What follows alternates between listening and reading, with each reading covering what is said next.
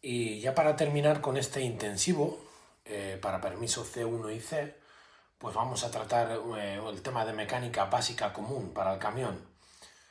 Tampoco es que os vayan a preguntar cosas muy complejas, pero bueno, vamos a hacer un repaso, ¿vale? En el tema de mecánica es importante diferenciar varias estructuras del camión.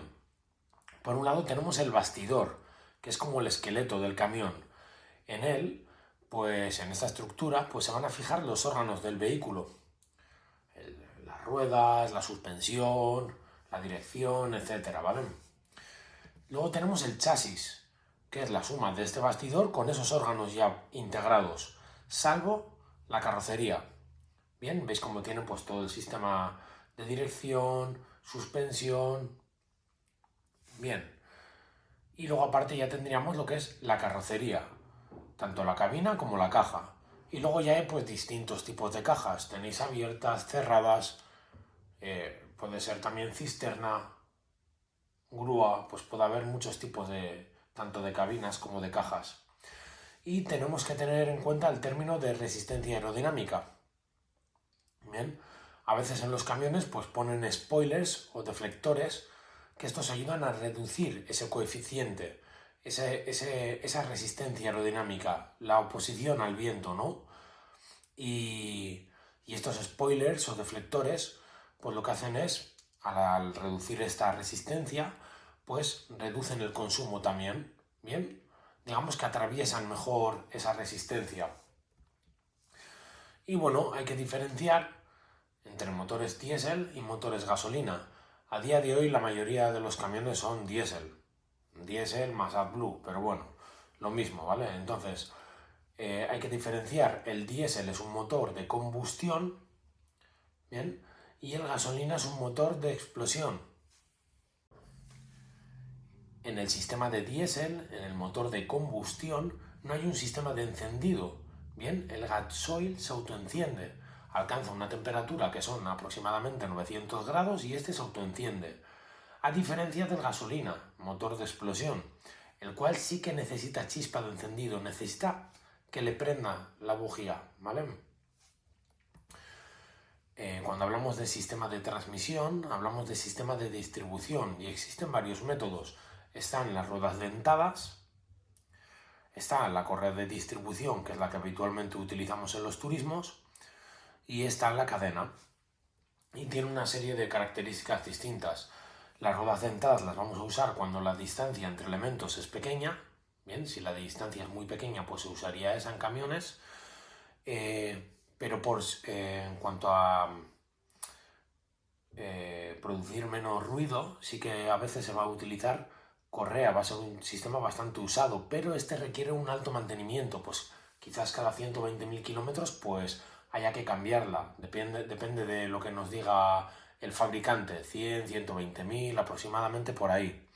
Y luego tenemos el sistema de cadena, que también es más silenciosa que por ejemplo las ruedas dentadas, pero esta sí que requiere, o sea, tienen un menor desgaste y por lo tanto requieren un menor mantenimiento, ¿vale? Sería un sistema bastante eficiente.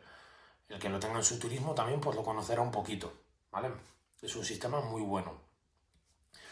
Y en cuanto a mecánica también tenemos que hablar de lubricación, ¿vale? Para lo que sirve el aceite. Y es que este evita el desgaste entre piezas, ¿vale? Al estar entre una pieza y otra, pues hace que se provoque menos fricción. Y también reduce el calor, ¿vale? De hecho, un indicativo que vamos a tener cuando nuestro aceite sea insuficiente, pues es que la temperatura del termostato va a marcar muy alta, ¿bien? Aparte de que va a saltar el testigo, pero también si estamos circulando con una temperatura muy alta, pues debemos de detenernos porque el motor se nos puede gripar, ¿vale? Alcanza tanta temperatura que se nos puede estropear. Y bueno, este aceite, ¿vale? Aunque evite el desgaste de las piezas, también va a ir ensuciándose, ¿vale? Y también se van a generar impurezas. Y para eso sirve el filtro del aceite, para absorber esas impurezas. Y este filtro del aceite pues también va a haber que cambiarlo. Normalmente, pues supongamos que por ejemplo cambiamos el aceite cada 30.000 o 40.000 kilómetros, pues el filtro del aceite habrá que cambiarlo cada 2 cambios de aceite, Bien, en el segundo cambio habrá que cambiar el filtro.